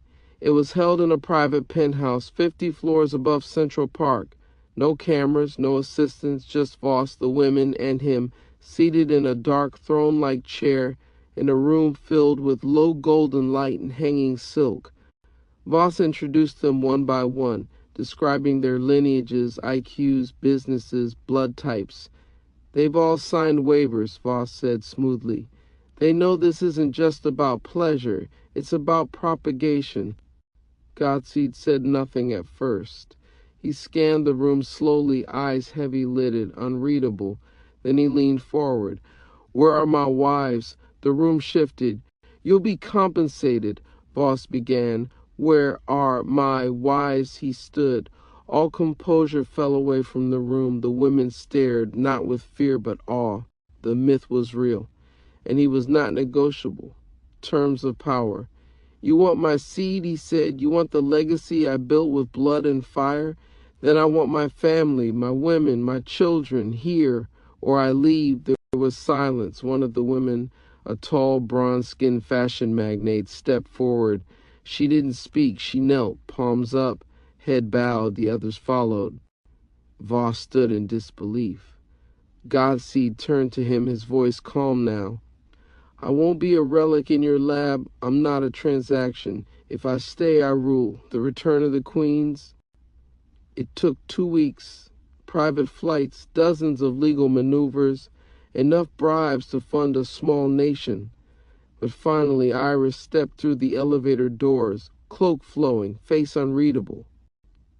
Behind her, Mayela, regal and calm, Zafira, cold as ever, and 3 of the children, older, wiser, trained to move without fear. Godseed embraced each of them in silence. There were no tears, only the restoration of balance. The ritual begins. Voss tried to film the first session. Godseed denied it. Instead, he demanded, in silk tents in the penthouse, and smoke from jungle herbs, not synthetic incense. In silence, except for drums and low chanting played from old recordings. One by one, the women were invited, not purchased, not scheduled, chosen. Godseed did not rush. Each encounter became something more than transaction. It became ceremony, a return to the roots of power, not sex, but creation. Some of the women cried, some laughed. One claimed she saw a child's face in a vision before it happened. And always at the center of it all, Iris watched, saying nothing, her gaze calm and sharpened with memory. The legend grows again outside the building. Whispers grew. Women waited near the tower, hoping to be seen. Journalists chased rumors of a private fertility cult. Voss struggled to maintain control, but no longer dared to challenge the king. Godseed had rebuilt his temple in the clouds, and it would not be taken again. Chapter 20, The Image War. The break. Godseed no longer walked through the penthouse halls with guards or assistants. He didn't need them. He had his wives. He had his children. He had his discipline. And most importantly, he had clarity. The women still came, but now they came to listen, not to lie beneath him. They filled candlelit rooms in silence as he stood and spoke of blood, womb, spirit, and legacy. It was no longer about sex. It was about fertility as sacred power. Not just birth, but creation, order, lineage. What you create is what will survive you, he said. Not your money, not your career, not your body, only the root. The rise of the movement. He called it the foundation of blood, not a religion, but a system. And men began to follow his dietary guides. In couples came seeking ritual clarity and sexual healing. In midwives, doulas, and holistic doctors joined the movement. Documentaries were made not about Godseed the myth, but Godseed the mind. His seminars were sold out within hours. Private retreats were booked into the next year, and behind him always his wives stood not as decoration, but as counsel. The smear. Voss watched it all unfold with cold fury. His golden goose had refused the coup. Worse, he was thriving, so Voss struck back. He leaked old surveillance clips, spliced footage, branded Godseed as a dangerous cult leader, a sex trafficker in disguise, a fertility fraud exploiting desperate women. The media bit hard for a day until the response came. The defense of the faithful thousands spoke out, men and women. They posted their testimonials, showed their children, quoted his words, exposed Voss's history of private exploitation, corporate eugenics, and cover-ups. Voss was ruined. His company lost investors.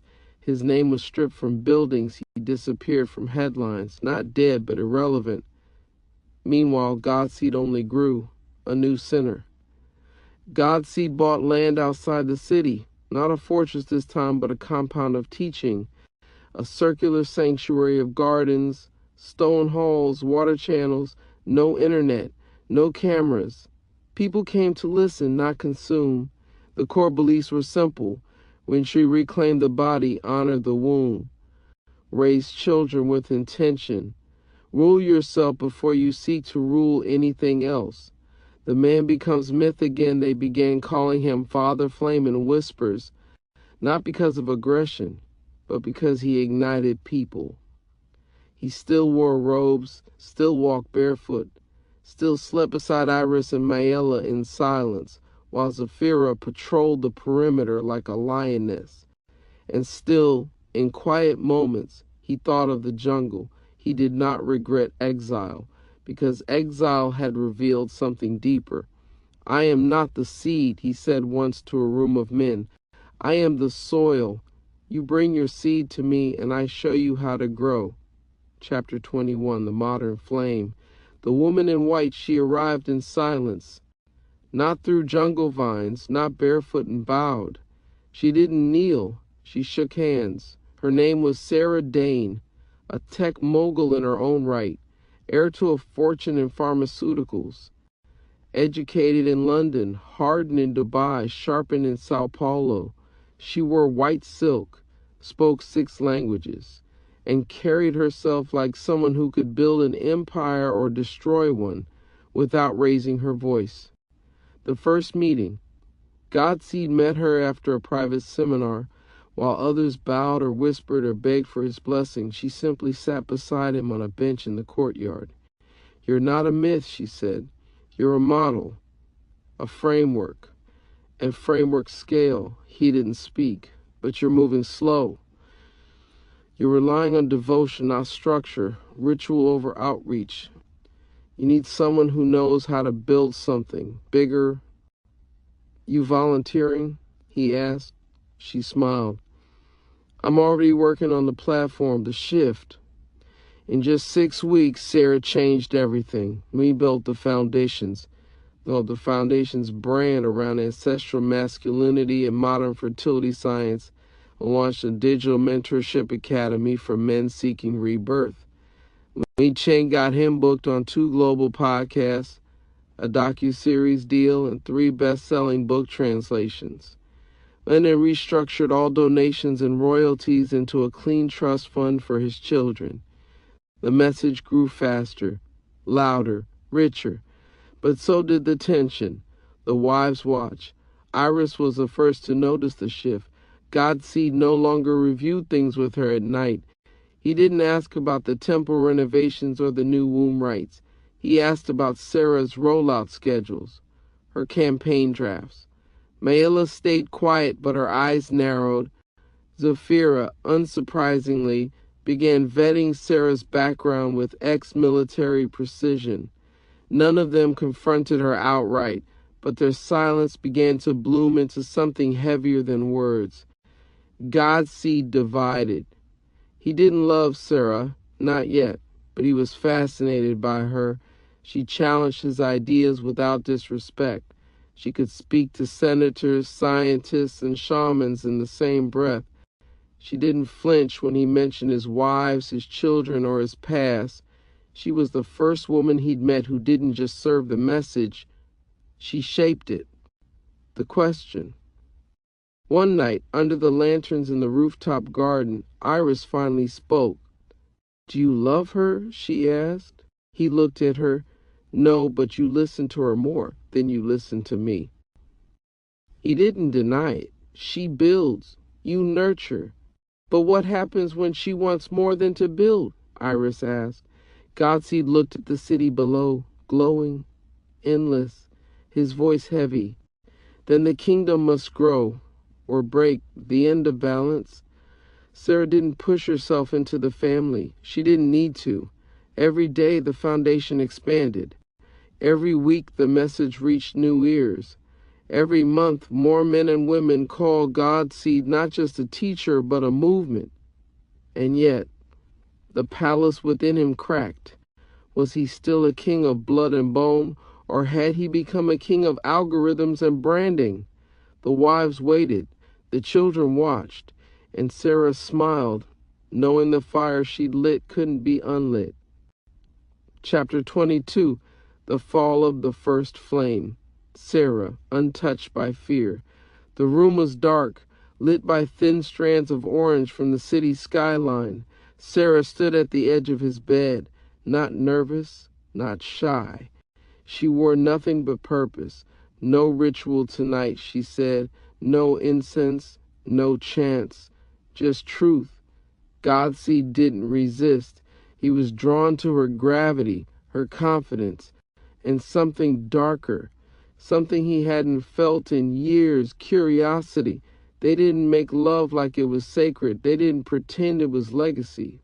It was power and hunger colliding, a union that wasn't about children or kingdoms, but about control and compatibility. She knew where to touch, where to pull, how to whisper things that didn't beg, but commanded. And when it was done, she lay beside him with no question of belonging. Iris watches from the hallway. She didn't knock. She just stood there in the candlelit hallway, staring at the closed door. She had heard the rhythm. She had heard his voice, not the deep, godlike tone of ritual, but something soft, almost boyish. It was the same sound he used to make with her in the early days when he was still afraid of his own power. Now, that sound belonged to someone else, back to the root. Iris found Mayela and Zafira sitting in the atrium, silent. I'm leaving, she said. Mayela looked up. Zafira blinked. Back to the jungle? Back to truth, Iris said. This city has his name, but not his soul. The next morning, Godseed stood before a crowd of men in tailored suits. He wore a black robe trimmed in gold. His voice echoed like prophecy. Your seed is sacred. Don't spend it. Build with it. The room cheered. He shook hands, smiled for cameras, signed contracts. He stood beside Sarah as she introduced the next program. Godseed Global Mentorship, Masculinity, Wealth, and Creation. Iris returns. She came to him that night in the temple garden above the city. She wore her jungle robes. Her feet were bare, a single pouch over her shoulder. He looked up from his scrolls. You're leaving? You left first, she said. You just haven't moved. He stood, moved toward her, reached for her waist like he used to. She stepped back. You don't need me anymore, she said quietly. Not in this world. You have her now. The world sees you. But I only ever wanted to feel you. Godseed was silent. For the first time in years, he had no answer. His prayer answered, she left at dawn. No servants, no security, just silence. As she disappeared down the long staircase beneath the sanctuary, Godseed stood on the balcony, the city behind him. He had everything he ever prayed for. Fame, power, recognition of followers, a legacy rebranded for a digital age, and yet his first fire had gone cold. Chapter 23, The Seed and the State. Sarah makes her move. She waited until his seminar tour ended, after the book signings, after the podcast, after the third check from his new docuseries cleared. She wasn't glowing. She wasn't soft. She was strategic. It's time, she said one morning, her voice calm over cold espresso. I want to carry the next heir. Godseed looked up. Heir? You're not a queen. Not yet, she replied, but I'm your future. These seminars, these men, these teachings, they exist because I shaped them. This generation doesn't need incense. It needs infrastructure, and I've given it to you. He stood. You want a child for control? I want a child so you don't forget who made you famous again. Silence thickened between them. She didn't break eye contact. Legacy, Godseed, not nostalgia, the limits of the modern empire. In the months that followed, the foundation faced friction. America had welcomed him as a myth, worshipped him as a symbol, monetized him as a man, but they never accepted what he truly stood for, in multiple wives, and communal legacy, and fertility as a cultural pillar, not a private matter, and masculine spiritual leadership without shame. Polygamy isn't legal here. Your children can't inherit if they aren't documented. You'll lose everything if this leaks. He heard it again and again. Lawyers, handlers, advisors. The very land that made him famous was the same one forbidding his truth, his dilemma. He began walking alone at night again. No wives, no children, no incense, no drums, just flashing streetlights and the hum of a city that never let silence settle. He missed the smell of firewood, the weight of Iris's silence when he made a mistake, the simple way the jungle called his name without a billboard or camera. His kingdom here was gold-plated, but it was still a cage, the dream. That night he dreamed of the Amazon, not the fortress, but the beginning, before the temples, before the name Godseed, when he was still just a man with a gift, surrounded by women who saw him, not used him. He dreamed of Iris, walking barefoot into the river. She didn't speak, but she turned and pointed to the sky. Smoke, an old fire still burning, the final straw. A letter arrived the next morning from immigration. Zafira's re-entry request denied. Mayela's children barred from citizenship. The wives flagged, monitored, reduced to dependence. Godseed held the letter like a death sentence. America had taken his message, but refused his meaning, the choice. Sarah approached him later that week, dressed in tailored white, perfect makeup, a full media kit under her arm. The fertility app is ready, she said. You'll be able to match high-value couples with ritual guides. It'll scale faster than anything we've... I'm leaving, he said. She froze. What? Back to the jungle. Back to where I was made. Back to where my children can be raised as kings and queens, not as statistics. You're walking away from millions. I built kingdoms from ashes and bare hands, not from stock portfolios. Return to root. He didn't take the private jet. He didn't announce it online. He disappeared like a shadow returning to the forest. Sarah stood alone in the tower, watching the press scramble for answers, watching bookings drop, watching the world realize that Godseed was not a brand.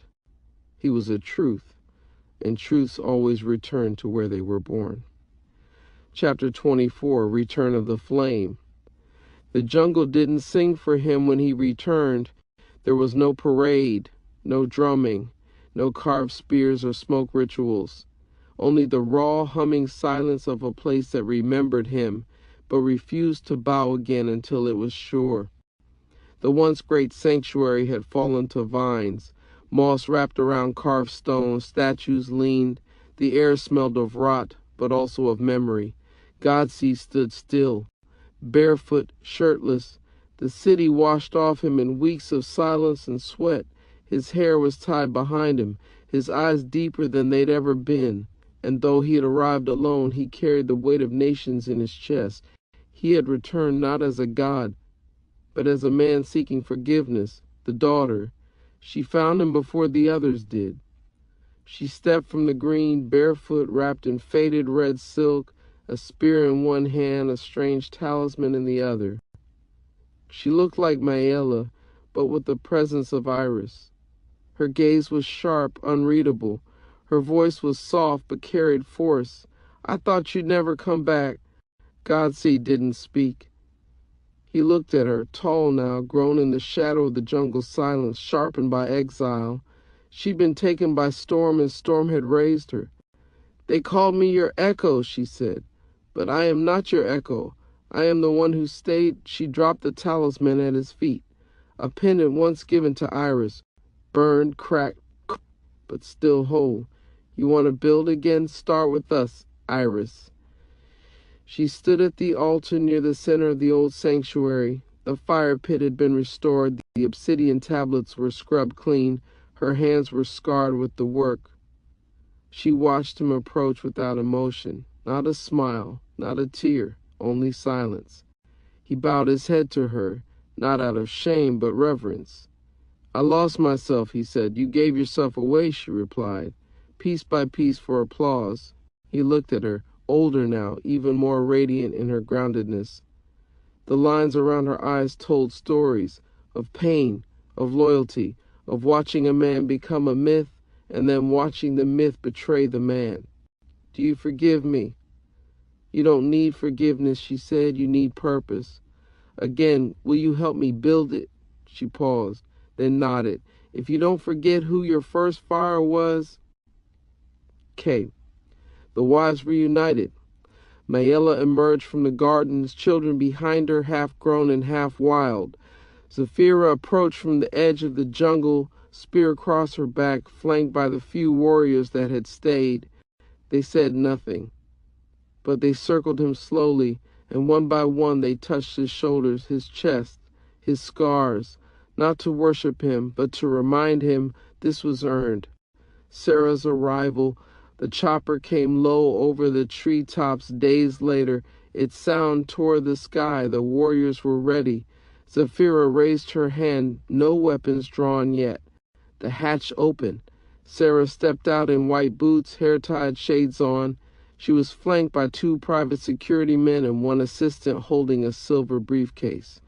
She saw the temple ruins, the vines, the smoke. She wrinkled her nose. He's here? She asked. Zafira stepped forward, spear tapping the stone. He left your world. You don't own him anymore.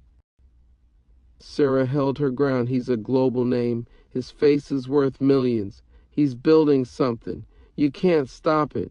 We already did, Iris said, emerging behind her. Godseed appeared at the top of the altar, flanked by his children, silent. Sarah stared. She looked up at him, not with love, not even with pain, with fear, because she saw something she hadn't seen before. A man who no longer needed her at all, the return of the kingdom Sarah left by dawn. No fire, no deal, no camera. The jungle didn't speak her name. It swallowed her whole and forgot her. But the people remember what returned. They came from surrounding islands, from broken villages, from the city. They brought offerings, children, seeds, old bones to be buried in sacred earth. Godseed didn't declare himself king. He became it again without a throne. Closing. By firelight that night, his wives gathered around the pit. His daughter spoke first. Are we building the old kingdom? He looked at her, then at Iris, then at the jungle. No, he said, we're building the next one. And the drums began again. Chapter 25, Legacy Rituals begin. The temple reborn. It began not with fire, but with earth. The first act of the new kingdom was silence. The children of the jungle and the city, Godseed's children, walked barefoot across the broken stone of the old temple ruins, their palms pressed to the soil. Iris, Mayela, and Zafira led them, not as queens, but as roots. The jungle responded with stillness, then wind. Then, when the time was right, the drums began. Not the old battle rhythm, something slower, sacred, built not for conquest, but for continuance. The kind of rhythm that taught a boy to become a father and a girl to become more than an heir. Godseed stood at the center. His hands were no longer those of a king. They were those of a builder. Calloused, steady. He wore no gold, just black cloth, bare feet, and a crown of vine wrapped in obsidian and dried bloodroot. He looked out, not just at his wives and children, but at everyone who had come to learn, the gathering. They came from far beyond the jungle now. Families, wanderers, lost men, single mothers, barren couples. Some walked for weeks, others came by boat. They came with offerings, seeds, bones, water, stories. Not seeking magic, seeking foundation. Godseed no longer called it a cult or kingdom. He called it the continuance. Not just legacy by blood, but legacy by principle. Each child born to the jungle line was to be taught. One balance over dominance. One's creation before consumption. One sacredness of seed and choice and protection of the womb and land. And that legacy without spirit is just a shadow, the new wives. As the rituals expanded, new women were chosen, not by desire, not by wealth, not by beauty, by alignment. Women who came seeking more than seed, women who offered more than worship. One was a healer, another a sculptor who carved ancestral faces into trees. One was mute, but her presence calmed crying infants within seconds. All of them, anointed not as concubines, but as guardians of the flame. Iris oversaw their rituals. She watched their intentions, their hearts. Only when they passed her eye did they kneel before Godseed. Only then were they welcomed. The children anointed. The ritual for the children came at dusk. They were led one by one into the center ring of the sanctuary. Each wore markings of their mother's tribes. Godseed stood before them, eyes locked, steady hands on their shoulders. He said no words of prophecy, no blessings of power, only one sentence, "You are not me, you are more." And one by one he washed their foreheads in river clay, pressed his palm to their chests, and whispered their chosen name for the new kingdom, legacy and flame. The nights were no longer filled with only desire. They were filled with learning. Scrolls were written, songs relearned. Men were taught how to build homes, plant food, raise their sons without shame. Women were taught choice before submission, power in silence, and strength in softness. The first altar of the new temple was not built of stone. It was a circle of palm leaves, held together by 12 spears laid flat, one for each of the founding wives. At its center, a single flame. It was never allowed to go out. Closing. On the seventh night, Godseed stood before the fire, not alone, not worshipped, but surrounded. His wives, his children, the new generation of men, the restored sisterhood. The drums were low, the air thick. Iris stepped forward, holding his first daughter's hand. "It's not about you anymore," she said. Godseed nodded. "I know. It never was." And the flame danced between them, steady, eternal, reborn. Epilogue, the flame continues. Years passed, and the jungle whispered his name less often, not out of disrespect, but because he no longer needed to be called. He was rooted. The continuance grew. Villages became sanctuaries. Sanctuaries became cities of stone and silk and silence. The drums still beat, not in worship, but in rhythm with the land. Godseed no longer walked among the people every day. He sat beneath the bloodwood tree, his eyes lined with time, his body still powerful, still upright. Children played at his feet. Women, his wives, his daughters, and their daughters gathered herbs and stories like the sacred things they were. And when he spoke, it was only when needed. His final message was carved not in stone, but in the wombs of those who carried forward his line.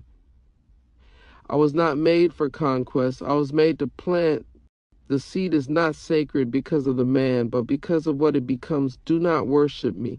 Protect what I've left behind. Build in silence. Defend in fire. Fertility is not chaos. It is design. It is the divine order to multiply with meaning. He fathered 87 children in total, not out of indulgence, but intention, each born into ritual, each given a role. Some became healers, others warriors. A few left to start their own sanctuaries in lands yet untouched. They did not compete. They did not fight for his name, because his legacy was not a throne. It was a forest, and no forest has a single tree. The last thing Godseed ever said to the circle of wives before his final retreat was, "You were not my women. You were my roots. You held the earth when the sky tried to steal me. Now raise the sky yourselves." The drums faded. The children sang. And deep in the jungle where cameras had never reached, the fire still burned, not for Godseed, but for what he created. The end. A legacy rooted in fire, a future planted in flesh of man, a myth, a legacy rooted in fire. He was once just a young man with quiet eyes and restless hunger, lost in the noise of a world that never saw him. One trip changed everything. Lured into the depths of the Amazon, he found himself in the center of a secret world ruled by beauty, ritual, and power. There, surrounded by women who saw him not as a man, but as a gift from the gods, he became something more. A king without a crown, a leader without a country. They called him Godseed. From the heat of the jungle to the glare of the modern world, his name became legend. He built a kingdom from nothing, fathered over 100 children, and forged a movement that defied borders, laws, and time itself. But every legacy has enemies. Every flame attracts shadows. This is the story of the continuance, the rise, fall, and rebirth of a man who believed fertility was not chaos but design, a man who planted not just children but purpose, a man who became more than human, yet never forgot the soil he came from. Godseed, the origin of blood, is a sweeping saga of power, devotion, jealousy, and triumph. The tale of a king born by chance, made by fire, and remembered by the forest. Tagline: he did not rule with a crown, he ruled with the seed. Author note: Anthony Harrison delivers a bold, unforgettable epic that blends raw human desire with the timeless call of legacy. This is more than a novel. It is a myth reborn for a new generation.